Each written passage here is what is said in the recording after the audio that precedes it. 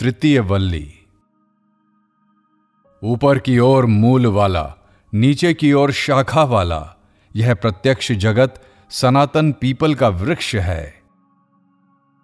इसका मूलभूत वह परमेश्वर ही विशुद्ध तत्व है, वही ब्रह्म है और वही अमृत कहलाता है। सब लोक उसी के आश्रित हैं, कोई भी उसको लांघ नहीं सकता। यही है वह परमात्मा जिसके विषय में तुमने पूछा था। व्याख्या: जिसका मूलभूत परब्रह्म पुरुषोत्तम ऊपर है, अर्थात सर्वश्रेष्ठ, सबसे सूक्ष्म और सर्वशक्तिमान है, और जिसकी प्रधान शाखा ब्रह्मा तथा अवांतर शाखाएं देव, पितर, मनुष्य, पशु पक्षी आदि क्रम से नीचे हैं, ऐसा यह ब्रह्मांड रूप पीपल वृक्ष अनादिकालीन सदा से है।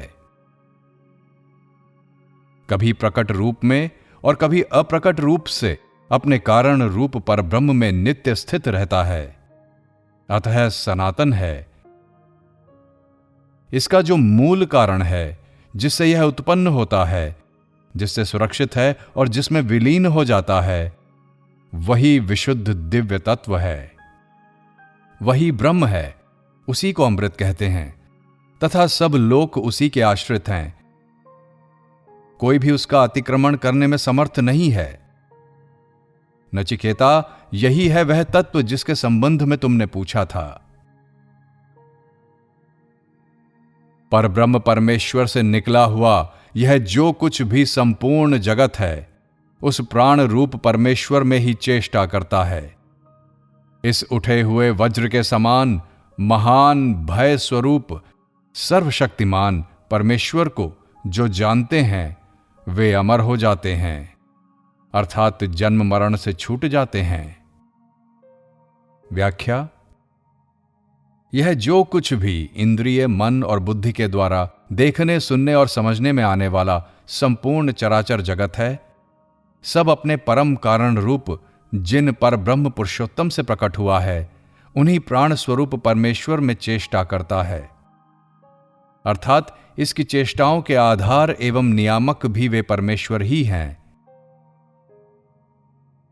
वे परमेश्वर परम दयालु होते हुए भी महान भय रूप हैं, यानी छोटे बड़े सभी उनसे भय मानते हैं। साथ ही वे उठे हुए वज्र के समान हैं।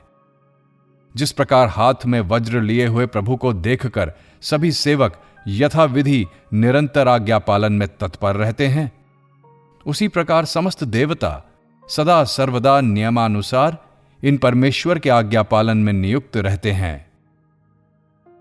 इन पर ब्रह्म को जो जानते हैं, वे तत्वज्ञ पुरुष अमर हो जाते हैं, जन्म मृत्यु के चक्र से छूट जाते हैं। इसी के भय से अग्नि तपता है, इसी के भय से सूर्य तपता है, तथा इसी के भय से इंद्र, वायु और पांचवें मृत्यु देवता अपने अपने काम में प्रवृत्त हो रहे हैं। व्याख्या: सब पर शासन करने वाले और सबको नियंत्रण में रखकर नियम अनुसार चलाने वाले इन परमेश्वर के भय से अग्नि तपता है, इन्हीं के भय से सूर्य तप रहा है, इन्हीं के भय से इंद्र, वायु और पांचवें मृत्यु देवता, ये सब दौड़ दौड़ कर जल आदि बरसाना, प्राणियों को जीवन शक्ति प्रदान करना, जीवों के शरीर का अंत करना आदि अपना अपना काम त्वरापूर्वक कर रहे हैं। सारांश यह है कि इस जगत में देव समुदाय के द्वारा सारे कार्य जो नियमित रूप से संपन्न हो रहे हैं, वे इन सर्वशक्तिमान सर्वेश्वर, सबके शासक एवं नियंता परमेश्वर के अमोघ शासन से ही चल रहे हैं। यदि शरीर का पतन होने से पहले पहले इस मनुष्य शरीर में ही साधक परमात्मा को साक्षात्कार कर सका, तब तो ठीक है, नहीं तो फिर अनेक कल्पों तक नाना लोक और योनियों में शरीर धारण करने को विवश होता है। व्याख्या: इस सर्वशक्तिमान, सबके प्रेरक और सब पर शासन करने वाले परमेश्वर को यदि कोई साधक इस दुर्लभ मनुष्य शरीर का नाश होने से पहले ही जान लेता है, अर्थात जब तक इसमें भजन स्मरण आदि साधन करने की शक्ति बनी हुई है और जब तक यह मृत्यु के मुख में नहीं चला जाता। इसके रहते रहते ही सावधानी के साथ प्रयत्न करके परमात्मा के तत्व का ज्ञान प्राप्त कर लेता है, तब तो उसका जीवन सफल हो जाता है। अनादिकाल से जन्म मृत्यु के प्रवाह में पड़ा हुआ वह जीव उससे छुटकारा पा जाता है। नहीं तो फिर उसे अनेक कल्पों तक विभिन्न लोकों और योनियों में शरण धारण करने के लिए बाध्य होना पड़ता है। अतएव मनुष्य को मृत्यु से पहले पहले ही परमात्मा को जान लेना चाहिए। जैसे दर्पण में सामने आई हुई वस्तु दिखती है, वैसे ही शुद्ध अंतःकरण में ब्रह्म के दर्शन होते हैं। जैसे स्वप्न में वस्तु अस्पष्ट दिखलाई देती है, उसी प्रकार पितृलोक में परमेश्वर दिखता है। जैसे जल में वस्तु के रूप की झलक पड़ती है, उसी प्रकार गंधर्व लोकों में परमात्मा की झलक सी पड़ती है। और ब्रह्मलोक में तो छाया और धूप की भांति आत्मा और परमात्मा दोनों का स्वरूप पृथक पृथक स्पष्ट दिखलाई देता है। व्याख्या। जैसे मल रहित दर्पण में उसके सामने आई हुई वस्तु दर्पण से विलक्षण और स्पष्ट दिखलाई देती है, उसी प्रकार ज्ञानी महापुरुषों के विशुद्ध अंतःकरण में वे परमेश्वर उससे विलक्षण एवं स्पष्ट दिखलाई देते हैं। जैसे स्वप्न में वस्तु समूह यथार्थ रूप में ना दिखकर स्वप्न दृष्टा मनुष्य की वासना और विविध संस्कारों के अनुसार कहीं की वस्तु कहीं विशृंखल रूप से अस्पष्ट दिखलाई देती है, वैसे ही पितृलोक में परमेश्वर का स्वरूप यथावत स्पष्ट ना दिखकर अस्पष्ट ही दिखता है। क्योंकि पितृलोक को प्राप्त प्राणियों को पूर्व जन्म की स्मृति और वहां के संबंधियों का पूर्ववत ज्ञान होने के कारण वे तदनुरूप वासना जाल में आबद्ध रहते हैं। गंधर्व लोक पितृलोक की अपेक्षा कुछ श्रेष्ठ है। इसलिए जैसे स्वप्न की अपेक्षा जागृत अवस्था में जल के अंदर देखने पर प्रतिबिंब कुछ का कुछ ना दिखकर यथावत दिखता है, परंतु जल की लहरों के कारण हिलता हुआ सा प्रतीत होता है, स्पष्ट नहीं दिखता। वैसे ही गंधर्व लोक में भी भोग लहरियों में लहराते हुए चित्त से युक्त वहां के निवासियों को भगवान के सर्वथा स्पष्ट दर्शन नहीं होते, किंतु ब्रह्मलोक में वहां रहने वालों को छाया और धूप की तरह अपना और उन पर ब्रह्म परमेश्वर का ज्ञान प्रत्यक्ष और सुस्पष्ट होता है। वहां किसी प्रकार का भ्रम नहीं रहता। तीसरी वल्ली के पहले मंत्र में बतलाया गया है कि यह मनुष्य शरीर भी एक लोक है। इसमें परब्रह्म परमेश्वर और जीवात्मा दोनों छाया और धूप की तरह हृदय रूप गुफा में रहते हैं। अतः मनुष्य को दूसरे लोकों की कामना न करके इस मनुष्य शरीर के रहते रहते ही उस परब्रह्म परमेश्वर को जान लेना चाहिए। यही इसका अभिप्राय है।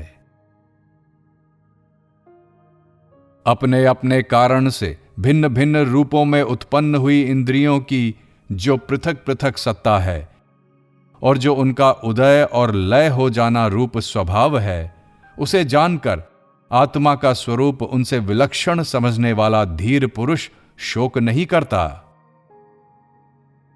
व्याख्या। शब्द स्पर्शादि विषयों के अनुभव रूप पृथक पृथक कार्य करने के लिए भिन्न भिन्न रूप में उत्पन्न हुई इंद्रियों के जो पृथक पृथक भाव हैं तथा जागृत अवस्था में कार्यशील हो जाना और सुषुप्ति काल में लय हो जाना रूप जो उनकी परिवर्तनशीलता है, इन पर विचार करके जब बुद्धिमान मनुष्य इस रहस्य को समझ लेता है कि ये इंद्रियां मन और बुद्धि आदि या इनका संघात रूप यह शरीर मैं नहीं हूं, मैं इनसे सर्वथा विलक्षण नित्य चेतन हूं, सर्वथा विशुद्ध एवं सदा एक रस हूं, तब वह किसी प्रकार का शोक नहीं करता, सदा के लिए दुख और शोक से रहित हो जाता है। इंद्रियों से तो मन श्रेष्ठ है, मन से बुद्धि उत्तम है, बुद्धि से उसका स्वामी जीवात्मा ऊंचा है, जीवात्मा से अव्यक्त शक्ति उत्तम है। व्याख्या। इंद्रियों से मन श्रेष्ठ है, मन से बुद्धि उत्तम है, बुद्धि से इनका स्वामी जीवात्मा ऊंचा है, क्योंकि उन सब पर इसका अधिकार है। वे सभी इसकी आज्ञा पालन करने वाले हैं और यह उनका शासक है, अतः उनसे सर्वथा विलक्षण है।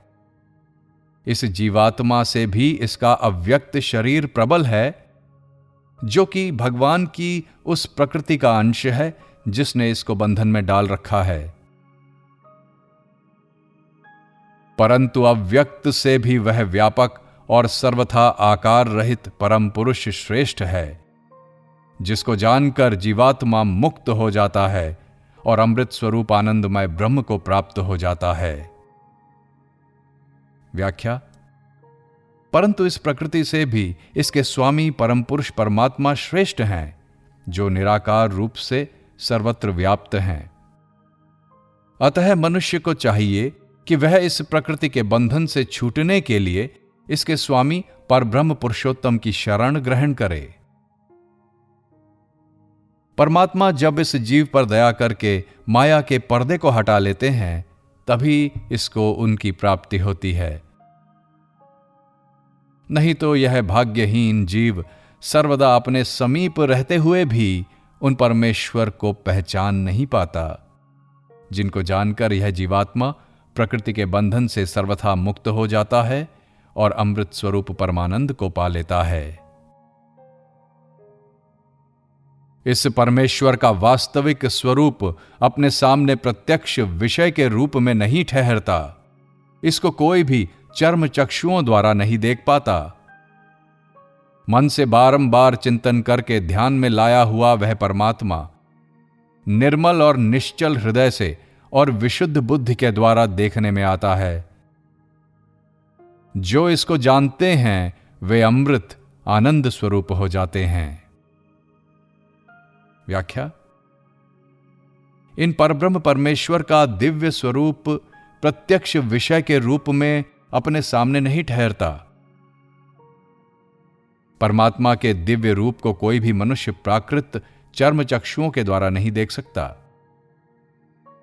जो भाग्यवान साधक निरंतर प्रेम पूर्वक मन से उनका चिंतन करता रहता है, उसके हृदय में जब भगवान के उस दिव्य स्वरूप का ध्यान प्रगाढ़ होता है, उस समय उस साधक का हृदय भगवान के ध्यान जनित स्वरूप में निश्चल हो जाता है। ऐसे निश्चल हृदय से ही वह साधक विशुद्ध बुद्धि रूप नेत्रों के द्वारा परमात्मा के उस दिव्य स्वरूप की झांकी करता है। जो इन परमेश्वर को जान लेते हैं वे अमृत हो जाते हैं, अर्थात परमानंद स्वरूप बन जाते हैं। आगे योग धारणा के द्वारा मन और इंद्रियों को रोककर परमात्मा को प्राप्त करने का दूसरा साधन बतलाते हैं। जब मन के सहित पांचों ज्ञानेंद्रियां भली भांति स्थिर हो जाती हैं और बुद्धि भी किसी प्रकार की चेष्टा नहीं करती, उस स्थिति को योगी परम गति कहते हैं। व्याख्या। योगाभ्यास करते करते जब मन के सहित पांचों इंद्रियां भली भांति स्थिर हो जाती हैं और बुद्धि भी एक परमात्मा के स्वरूप में इस प्रकार स्थित हो जाती है जिससे उसको परमात्मा के अतिरिक्त अन्य किसी भी वस्तु का तनिक भी ज्ञान नहीं रहता, उससे कोई भी चेष्टा नहीं बनती, उस स्थिति को योगीगण परम गति, योग की सर्वोत्तम स्थिति बतलाते हैं। उस इंद्रियों की स्थिर धारणा को ही योग मानते हैं, क्योंकि उस समय साधक प्रमाद रहित हो जाता है। योग उदय और अस्त होने वाला है। व्याख्या। इंद्रिय मन और बुद्धि की स्थिर धारणा का नाम ही योग है, ऐसा अनुभवी योगी महानुभव मानते हैं, क्योंकि उस समय साधक विषय दर्शन रूप सब प्रकार के प्रमाद से सर्वथा रहित हो जाता है। परंतु यह योग उदय और अस्त होने वाला है। अतः परमात्मा को प्राप्त करने की इच्छा वाले साधक को निरंतर योग युक्त रहने का दृढ़ अभ्यास करते रहना चाहिए। वह परब्रह्म परमेश्वर न तो वाणी से, न मन से और न नेत्रों से ही प्राप्त किया जा सकता है। फिर वह अवश्य है, इस प्रकार कहने वाले के अतिरिक्त दूसरों को कैसे मिल सकता है? व्याख्या। वह परब्रह्म परमात्मा वाणी आदि कर्मेंद्रियों से, चक्षु आदि ज्ञानेंद्रियों से और मन बुद्धि रूप अंतःकरण से भी नहीं प्राप्त किया जा सकता, क्योंकि वह इन सब की पहुंच से परे है। परंतु वह है अवश्य, और उसे प्राप्त करने की तीव्र इच्छा रखने वाले को वह अवश्य मिलता है। इस बात को जो नहीं कहता, नहीं स्वीकार करता, अर्थात इस पर जिसका दृढ़ विश्वास नहीं है, उसको वह कैसे मिल सकता है? अतः पूर्व मंत्रों में बतलाई हुई रीति के अनुसार इंद्रिय, मन आदि सबको योगाभ्यास के द्वारा रोककर वह अवश्य है और साधक को मिलता है, ऐसे दृढ़तम निश्चय से निरंतर उसकी प्राप्ति के लिए परम उत्कंठा के साथ प्रयत्नशील रहना चाहिए। अतः उस परमात्मा को पहले तो वह अवश्य है इस प्रकार निश्चय पूर्वक ग्रहण करना चाहिए, अर्थात पहले उसके अस्तित्व का दृढ़ निश्चय करना चाहिए, तदंतर तत्व भाव से भी उसे प्राप्त करना चाहिए। इन दोनों प्रकारों में से वह अवश्य है इस प्रकार निश्चय पूर्वक परमात्मा की सत्ता को स्वीकार करने वाले साधक के लिए परमात्मा का तात्विक स्वरूप अपने आप शुद्ध हृदय में प्रत्यक्ष हो जाता है। व्याख्या। साधक को चाहिए कि पहले तो वह इस बात का दृढ़ निश्चय करे कि परमेश्वर अवश्य हैं और वे साधक को अवश्य मिलते हैं। फिर इसी विश्वास से उन्हें स्वीकार करे और उसके पश्चात तात्विक विवेचन पूर्वक निरंतर उनका ध्यान करके उन्हें प्राप्त करे। जब साधक इस निश्चित विश्वास से भगवान को स्वीकार कर लेता है कि वे अवश्य हैं और अपने हृदय में ही विराजमान हैं, यत्नशील को उनकी प्राप्ति अवश्य होती है, तो परमात्मा का वह तात्विक दिव्य स्वरूप उसके विशुद्ध हृदय में स्वतः प्रकट हो जाता है, उसका प्रत्यक्ष हो जाता है। अब निष्काम भाव की महिमा बतलाते हैं। इस साधक के हृदय में स्थित जो कामनाएं हैं, वे सब की सब जब समूल नष्ट हो जाती हैं, तब मरण धर्मा मनुष्य अमर हो जाता है और वह यहीं ब्रह्म का भली भांति अनुभव कर लेता है। व्याख्या। मनुष्य का हृदय नित्य निरंतर विभिन्न प्रकार की अहलौकिक और पारलौकिक कामनाओं से भरा रहता है।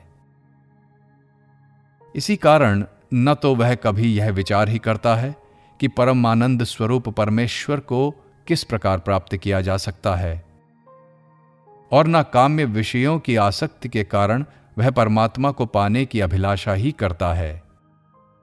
ये सारी कामनाएं साधक पुरुष के हृदय से जब समूल नष्ट हो जाती हैं, तब वह जो सदा से मरण धर्मा था, अमर हो जाता है और यहीं इस मनुष्य शरीर में ही उस पर ब्रह्म परमेश्वर का भली भांति साक्षात अनुभव कर लेता है।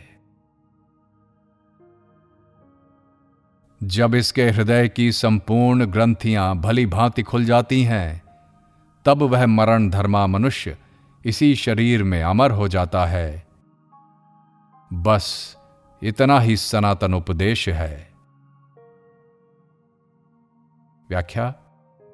जब साधक के हृदय की अहंता, ममता रूप समस्त अज्ञान ग्रंथियां भली भांति कट जाती हैं, उसके सब प्रकार के संशय सर्वथा नष्ट हो जाते हैं और उपर्युक्त उपदेश के अनुसार उसे यह दृढ़ निश्चय हो जाता है कि परब्रह्म परमेश्वर अवश्य हैं और वे निश्चय ही मिलते हैं।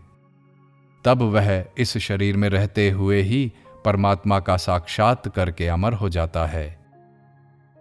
बस इतना ही वेदांत का सनातन उपदेश है। अब मरने के बाद होने वाली जीवात्मा की गति का वर्णन करते हैं। हृदय की कुल मिलाकर 101 नाड़ियां हैं। उनमें से एक मूर्धा कपाल की ओर निकली हुई है। इसे ही सुषुम्ना कहते हैं। उसके द्वारा ऊपर के लोकों में जाकर मनुष्य अमृत भाव को प्राप्त हो जाता है। दूसरी 100 नाड़ियां मरण काल में जीव को नाना प्रकार की योनियों में ले जाने की हेतु होती हैं। सबका अंतर्यामी, अंगुष्ठ मात्र परिमाण वाला परम पुरुष सदैव मनुष्यों के हृदय में भली भांति प्रविष्ट है। उसको मूंज से सींक की भांति अपने से और शरीर से धीरतापूर्वक पृथक करके देखे और उसी को विशुद्ध अमृत स्वरूप समझे।